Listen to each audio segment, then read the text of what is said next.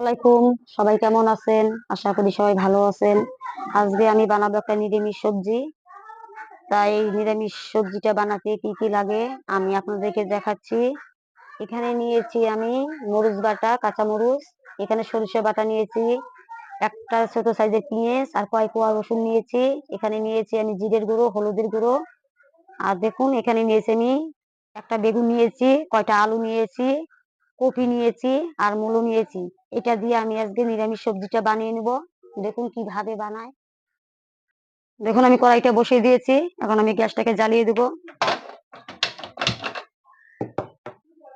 ততক্ষণ কড়াইটা গরম হতে থাক। কড়াইটা আমার গরম হয়ে গেছে, এখন আমি তেলগুলো দিয়ে দিচ্ছি। তেলের মধ্যে দিয়ে দেবো কটা গোটা জিরা। জিরাটাকে দিয়ে ভেজে নিব। জিরাগুলো ভাজা হয়ে গেছে, এখন আমি এর মধ্যে মশলাগুলো দিয়ে দিব। সবগুলো মশলা দিয়ে ভেজে নিব।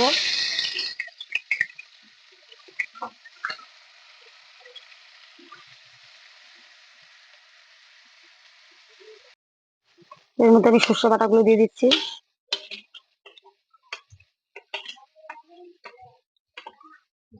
আমি সবগুলো মশলা এখন দিয়ে ভালো করে কষিয়ে নিব।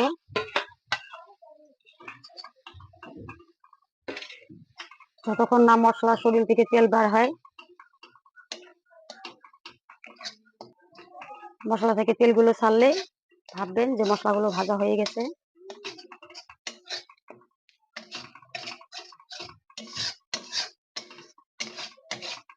লক্ষ্য রাখবেন যেন মশলাগুলো পুড়ে না যায়।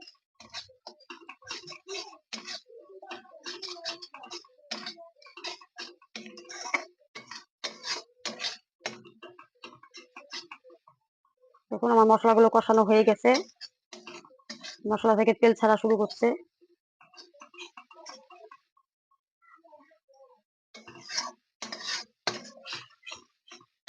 তো আমি এর মধ্যে দিয়ে দিব সবজিগুলো।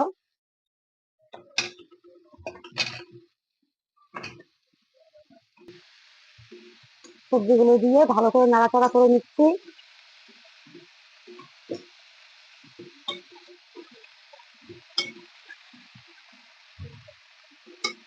আমি এখন এর মধ্যে লবণ দিয়ে দিব।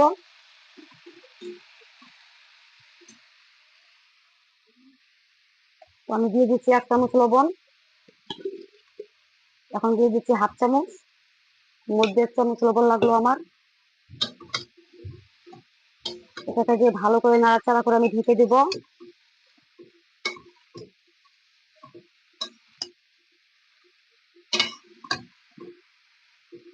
এটা আমি 5 মিনিটের মতন ঢাকা দিয়ে দিচ্ছি।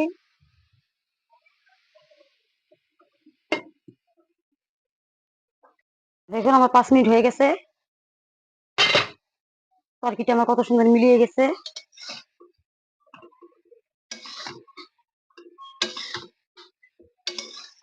তো এখন আমি এটার মধ্যে পানি দিয়ে দেব, পানি দিয়ে কষিয়ে নিব। তো আমি ছোট গ্লাসে 1 গ্লাস পানি দিয়ে দিলাম, পানিটা দিয়ে আমি কষিয়ে নিব।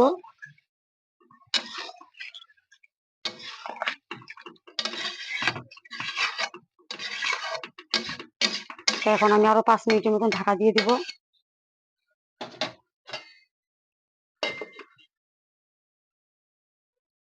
তো আমার 5 মিনিট হয়ে গেছে, ঢাকাটাকে খুলে নিলাম।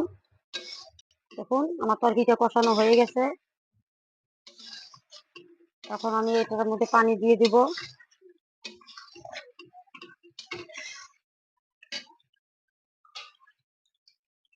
নিলাম ছোট গ্লাস দিয়ে 1 গ্লাস পানি।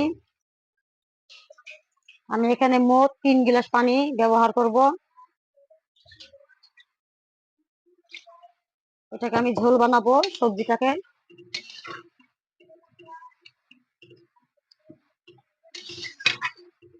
এখন দিয়ে দিচ্ছি এর মধ্যে কিছু ধনিয়া পাতা কুচি।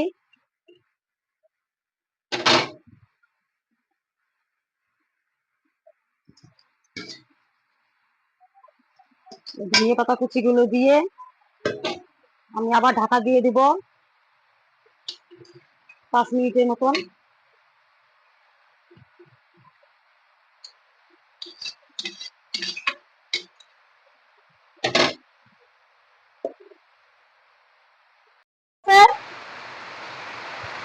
ঢাকনাটাকে খুলে নিলাম। দেখুন আমার তরকারিটা প্রায় হয়ে এসেছে। এটা আমি আর কিছুক্ষণ জাল করে নিব।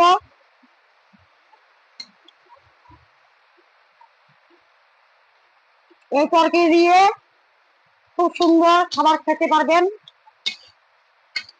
ভাত খেতে পারবেন। আপনারা মাছ মাংস ছাড়াই এই তরকারিটা দিয়ে অনেকগুলো ভাত খেয়ে নিতে পারবেন। খুব সুন্দর হয় এই নিরামিষ সবজিটা। আমি আর কিছুক্ষণ জাল করে নিব। আমার তরকারিটা হয়ে গেছে, এখন এটাকে আমি নামিয়ে নিচ্ছি। দেখুন তরকারিটা আমি নামিয়ে নিয়েছি। এইভাবে আপনারা বাড়িতে ট্রাই করতে পারেন, খেতে বেশ ভালোই লাগে। যদি তরকারিটা আপনাদেরকে ভালো লেগে থাকে, লাইক ও কমেন্ট শেয়ার করবেন। ধন্যবাদ।